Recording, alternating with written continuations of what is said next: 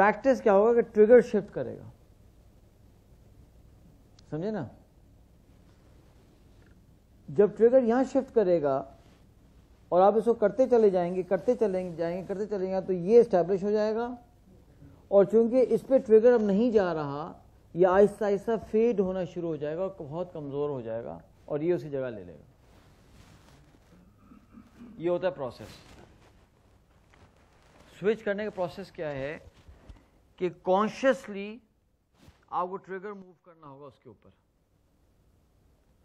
اور پھر کانشیسلی آپ کو اس کو ریپیٹ کرنا پڑے گا. وہ نیا پروسیس ڈی ایم آر بنے گا, اور چونکہ پرانے پہ سے ٹریگر آپ نے ہٹا دیا ہے تو آہستہ آہستہ پرانا فیڈ ہوتا چلے جائے گا اور ہوتے ہوتے ہوتے بہت کمزور ہو کے آلموسٹ ختم ہو جائے گا. اس کی ایگزامپل دیتا ہوں. ظاہر بات ہے جیسے میں نے پہلے کہا کہ اس کو آئیڈینٹیفائی کیسے کرنا ہے صحیح غلط, یہ آ رہا ہے کمنگ اپ. ہوا یہ بہت سیڈ کہانی ہے میری زندگی کی کہ ہم نے ایف ایس سی کیا, ایف ایس سی کر کے ہم ایف ایس سی نہیں, میٹرک کے بعد ہم آئے. چونکہ ہم بورڈنگ اسکول میں تھے کراچی میں, ہم آئے تو میٹرک اور ایف ایس سی کے درمیان ٹائم تھا, تھوڑا ٹائم تھا. تو میں نے کہا کیا کروں, ٹائم تو ضائع نہیں ہونا چاہیے. تو ٹینس بھی میں کھیلتا تھا, سمجھے نا. اور میں نے کیا کیا کہ شام کو جا کر ایک اس زمانے میں وہ ہوتے تھے ٹائپنگ کے انسٹیٹیوٹس, بڑے بڑے ٹائپ رائٹر ٹک ٹک ٹک ٹک ٹک, وہ جا کے ہم نے جوائن کر لی. تو ایک دن میں سائیکل پہ آ رہا تھا ٹائپنگ سیکھ کر, اور ٹائپنگ شروع کر کے کوئی 4-5 دن ہی ہوئے تھے. ASDFG وہ یاد کر رہے تھے کہ ہمارے رشتے دار آ گئے. انہوں نے مجھ سے پوچھا کہ بیٹا آپ کہاں سے آ رہے ہیں؟ میں کہا ٹائپنگ سیکھ کے. کیا ٹائپنگ سیکھ کے آپ نے کیا بننا بڑے ہو کر؟ میں کہا انجینئر. بیٹے جو انجینئرز ہوتے ہیں وہ ٹائپنگ تھوڑی کرتے ہیں, وہ تو ان کی سیکریٹریز کرتی ہیں. پونی ڈال دیا الٹا. ہم نے کہا کہ ہاں, ہم گئے نہیں, وہ تو سیکریٹریز کرتی ہیں. اب جناب وہ آگے چلے, ایف ایس سی ہو گیا, سب کچھ ہو گیا, ٹائپنگ ہم نہیں سیکھی اور ہم NID پہنچے. اور انہی زمانوں میں اب آ گیا یہ جناب PC ریولوشن آ گیا جناب, اور جناب الیکٹریکل انجینئرز کے اوپر آ گئی ساری کوڈنگ اور یہ پروگرامنگ اور فلانا لوڈ ہو گیا. اب ہم پھنسے, ہمیں ٹائپنگ آتی نہیں تھی, لیکن ہم تو پتہ ہے کہ بھئی ہم پاکستانی ہیں تو جگاڑ کر لیتے ہیں. ہم نے کیا 2-3 انگلیوں پہ سیکھ لیا, اس پہ ہم کافی تیز ہو گئے اور زندگی گزرنے لگی. خیر US چلے گئے تو وہاں تو گورے کرتے تھے. ہم نے کہا چھوڑو بھائی, اب کیا ہم تو اس میں اچھے ہیں. اب یہ غلط DMR سے نا, لیکن چل رہے تھے ہم. اس سے بھی ہماری اچھی خاصی اسپیڈ ہوگی. میری پوری انجینئرنگ ایسے کی, افسوس, زیادہ افسوس, لیکن چلو گریجویشن ہو گئی. آدھا ماسٹر بھی ہم نے نکال دیا. اب ہمیں ہو گئی جاب وہی فاؤنڈیشن میں. میں نے ایک لڑکے کو ہائر کیا جو کہ تھا کینیڈا سے, یعنی اوریجنلی فرام بنگلہ دیش, بنگالی کینیڈین تھا. اس کو ہم نے ہائر کر لیا اپنی فاؤنڈیشن میں. تو اس کا جو کیوبیکل تھا وہ باتھ روم کے ساتھ تھا. تو جب بھی میں جاتا تھا باتھ روم میں ڈپریس ہو کے آتا تھا, اس لیے کہ اس کے کیوبیکل سے ایسی آواز آتی تھی جیسے مشین گن چل رہی ہو نا.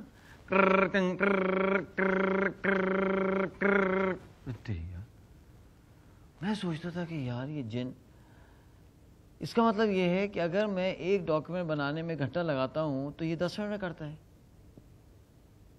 اس کا مطلب کہ ہر 1 گھنٹے میں 50 منٹ میں ضائع کر رہا ہوں یار. وہ جو ایسا ڈپریشن ہوا نا مجھے, میں تو یار بس یار اب کچھ ہو, جان جاتی جائے یار, اب تو ٹائپنگ سیکھ. خیر ہم لے کے آئے جناب وہ ٹائپنگ کی کتاب, ٹیوٹر نہیں تھا اس زمانے میں, تو وہ تھا ایک کتاب مجھے مل گئی. اب جب میں نے اس کو صحیح کرنے کی کوشش کی, وہ اسپیڈ جو 20 ورڈز پر منٹ تھی وہ واپس جناب 1 ورڈ پر منٹ پہ آ گئی. مطلب بالکل نیچے آ گئی. اب ایک عجیب پریشانی. میں کہا نہیں بیٹا جم جاؤ.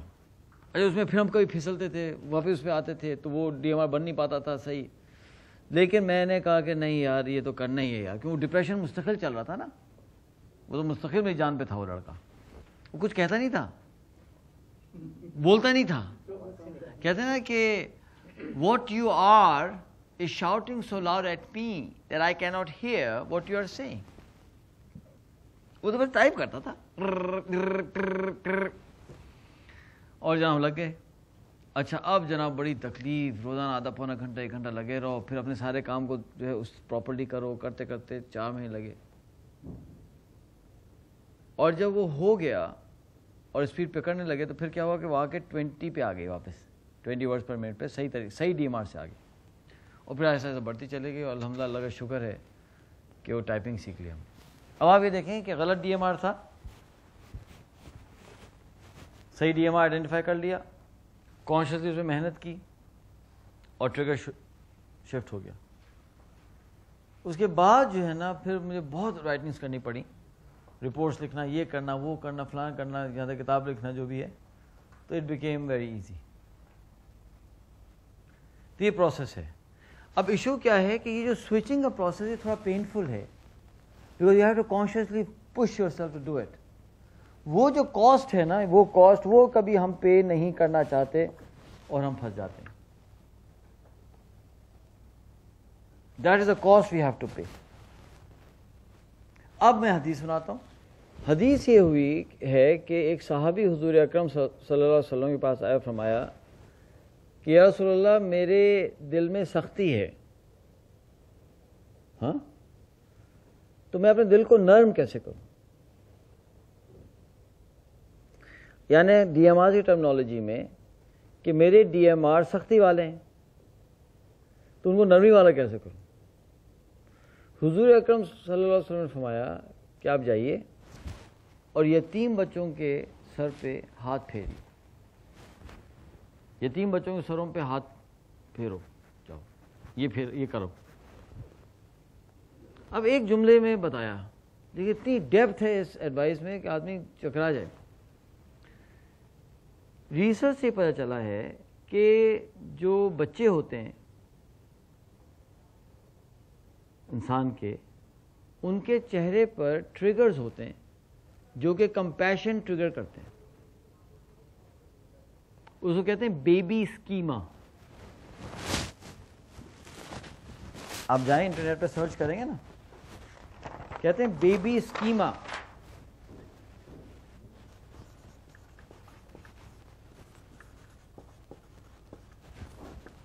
یعنی فور ہیڈ کا ڈیزائن, آنکھوں کا ڈیزائن, پلیسنگ.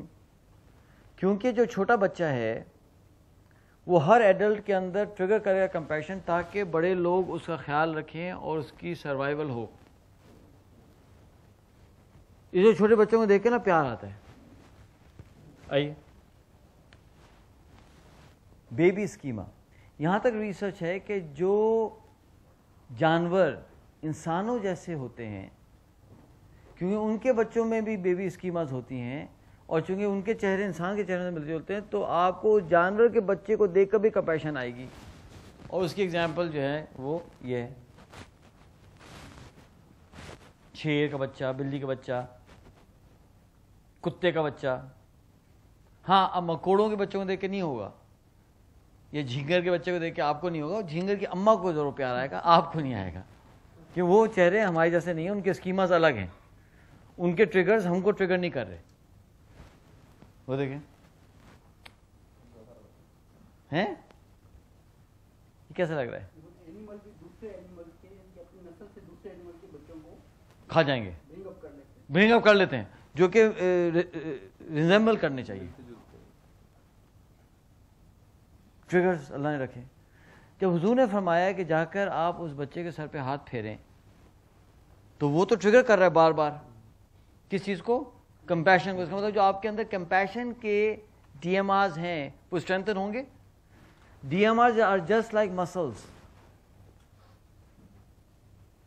ہے نا. اب کیپٹن شفقت صاحب جاتے ہیں ورک آؤٹ کرتے ہیں تو مسل اسٹرانگ ہو رہے ہوتے ہیں, اور اگر آپ نے ایکسرسائز نہیں کی تو مسل کمزور ہوں گے. اب کیا ہے, جب وہ جا کے سر پھیر رہے ہیں وہ صاحب جا کر, تو کیا ٹریگر ہو رہا ہے, कंपैशन बार बार ट्रिगर हो रहा है तो कंपैशन स्ट्रांग हो रहा है, कंपैशन के DMR स्ट्रेंथन पकड़ रहे हैं। फिर दूसरी बात हुजूर ने फरमाई यतीम बच्चे के सर पे जाके करो, क्योंकि एक तो स्कीमा ट्रिगर कर रहा है, दूसरा ये कि कॉन्शियस नॉलेज है कि यार इस बच्चे का तो बाप ही नहीं है, हैं? एक दिन मैं घर गया तो वो पता नहीं क्या हो गया था, हमारी लड़की जो है वो बच्ची वो कोई रो रही थी। अब मुझे याद आ गया कुछ हुआ था, अब रो रही है बैठी हुई ना कोने में। अच्छा ऐसे बाई चांस मुझे नजर पड़े खाना खा रही कोने में बैठ के रो रही, तो मैं क्या हो गया भाई? ये हो गया, तो दलासा वलासा दिया, भाई कोई बात नहीं है, कोई वादे किए, फिक्र ही नहीं करो, ये हो जाएगा वो हो जाएगा फलाना। तो चुप हो गई, खेलने लगी। तो आपको ये पता है कि यार ये बच्चा जब रोएगा तो इसका तो बाप है ही नहीं। और बहुत से ऑर्फन ऐसे होते हैं ना बाप ना माँ, हर जगह बशीर तो है नहीं कि जाके उनके आंसू पहुंचे। तो ये एक मैं चाह रहा था, आप देखें ये आया था, ये तस्वीर देखें जरा गौर से, ये ट्रू पिक्चर है ये। अब इस बच्चे का चेहरा भी आपको नजर ना आए तो प्यार नहीं आएगा, ऑर्फन है ना यार। तो दो चीजें ट्रिगर कर रही हैं, एक उसके चेहरे के बेबी स्कीमास और ये नॉलेज कि ये बच्चा जो है वो यतीम है। जब बार बार सर पे हाथ फेरेंगे, बार बार उससे इंटरेक्शन होगा तो कंपैशन स्ट्रेंथन हुआ, नरमी बढ़ी। अब जब वो दिल के अंदर नरमी बढ़ी तो चूंकि DMRs कंसिस्टेंट और यूनिफॉर्म होते हैं, अब अक्रॉस द बोर्ड उसको वो नरमी मिलेगी। अब वो जो है अब बच्चों के साथ नरम नहीं होगा, वो अपने पेरेंट्स के साथ भी होगा, वो अपने भाई के साथ भी होगा, वो अपने सोसाइटी में भी होगा, वो अपने सबऑर्डिनेट के साथ भी होगा। यानी हुजूर अकरम सल्लल्लाहु अलैहि वसल्लम का एक जुमला है, उसकी डेप्थ देखें कितनी ज़्यादा यार। और हुजूर की बात तो गलत हो नहीं सकती, जो हुजूर ने कहा कि इससे होगा तो होगा। ये कहते हैं ना मेरा दिल बड़ा सख्त है, नरम नहीं हो सकता, छोड़ दें भाई। ये सारे डिटर्मिनिस्टिक किस्म के जो आइडियोलॉजीज है ना, सिस्टम बी, सख्त खिलाफ है उसके। नहीं जी, जो एक दफ़ा आपका जो बन जाते हैं कैरेक्टर तो वो बचपन में बन जाता है, 3 साल की उम्र में तो मरते दम तो वही रहता है, सब फजूल बात है। बाकायदा एक डिटर्मिनिस्टिक स्कूल ऑफ थॉट है साइकोलॉजी में, जिसे हम बिल्कुल इत्तेफाक नहीं करते। और फ्रॉइड से तो मेरा बहुत ही सख्त शदीद इख्तिलाफ है, पता नहीं कैसा वो फादर हो गया साइकोलॉजी में, समझ आज तक नहीं। यानी मतलब उल्टी सीधी बातें, आप जब कोई हो ना किसी के सर पे ना तो हर कोई उसको सर पे उठा लेते। ऐसी कोई बात नहीं है, हम अपने सारे DMR बदल सकते हैं, हम अपने कैरेक्टर को आगे पीछे कर सकते हैं। एक आदमी करेज ना हो, करेज उसके अंदर डेवलप की जा सकती है। इसमें तो खैर अब तो रिसर्च भी आ रही काफ़ी। हाँ ये बात ज़रूर है कि कम उम्र के अंदर आसान होता है, बड़ी उम्र में थोड़ी सी डिफ़िकल्ट होता है। हुजूर के ज़माने में बच्चे भी मुसलमान हुए, हज़रत अली रज़ी अल्लाह तआला अन्हु एंड मिडिल एज के लोग भी मुसलमान हुए, ज़ईफ़ लोग भी मुसलमान हुए, और सब ने अपनी ज़िंदगी को बदला। ये कहना कि जी बदल ही नहीं सकता कोई शख्स, हाँ कोई अड़ जाए कि मुझे बदलना नहीं है तो चलो अलग बात है, लेकिन ये कहना कि किसी के अंदर तब्दीली नहीं लेके आई जा सकती है गलत है। अगर वो करना चाहे तो सख्त दिल नरम हो सकता है, बुज़दिल आदमी बहादुर हो सकता है। एक आदमी में लीडरशिप क्वालिटीज़ कमज़ोर है, स्ट्रॉन्ग की जा सकती हैं।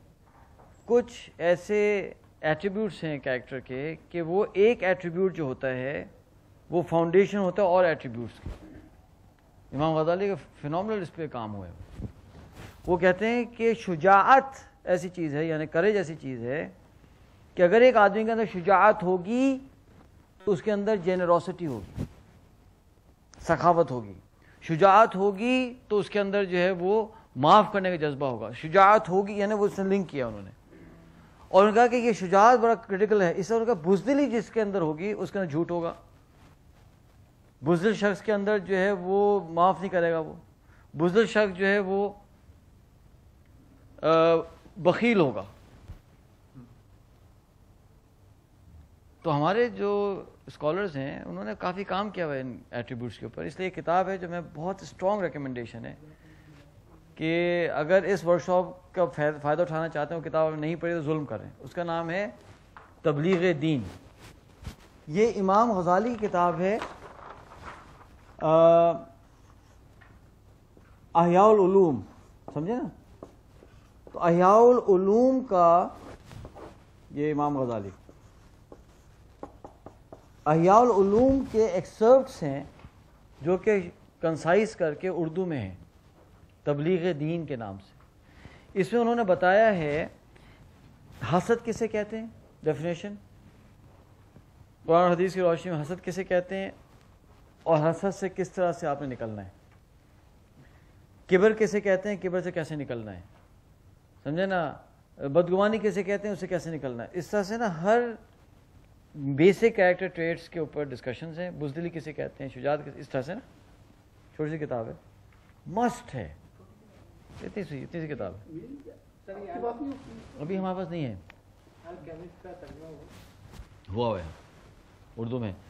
تو جو اگر آپ چاہتے ہیں کہ آپ کے بچے ہیں اپنے گھر میں بھی یا اسکول کے اندر، تو یہ کتاب کا کریکولم بنائیں۔ اچھا، اب اس کتاب کے اندر کچھ حدیثیں ذرا ضعیف ہیں فار ایگزامپل، تو علماء نے یہ کام کر کے اس کی ضعیف احادیث کو پوائنٹ آؤٹ کر کے اس کے سامنے صحیح احادیث بھی لے کے آئے ہوئے، یا اتنا کام ہوا ہے؟